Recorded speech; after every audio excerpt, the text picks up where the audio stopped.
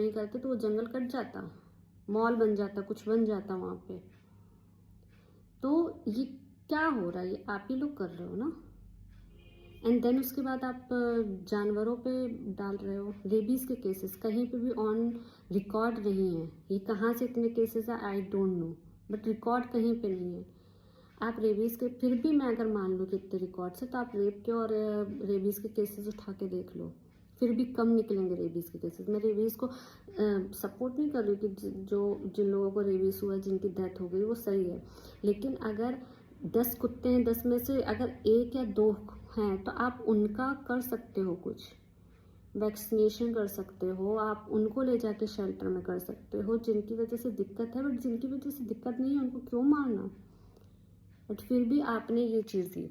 अभी अगर आज देश 2 चीज़ों में डिवाइड हो गया, कुछ अगेंस्ट हैं और कुछ सपोर्ट कर रहे हैं इसके, ठीक है। अगर आप इसकी जगह पे ये लॉ निकालते ना कि जो रेप करते हैं, जो रेपिस्ट घूम रहे हैं, उनको ऑन द स्पॉट मार दिया जाए पकड़ के, तो शायद आज एक देश होता, शायद पूरा देश आज एक हो जाता इस मैटर पे कि जो रेप हुआ है, अगर रेपिस्ट पकड़ा गया है तो उसको मार दो तुरंत के तुरंत।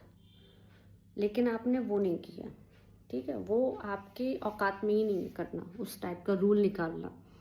इसलिए आए दिन केसेस, अभी 2 दिन पहले लखनऊ का केस आया है, आपने रेबीज से कटी हुई बच्ची का दिखा दिया कि वो बच्ची की डेथ हो गई है, कुत्ते ने काट लिया।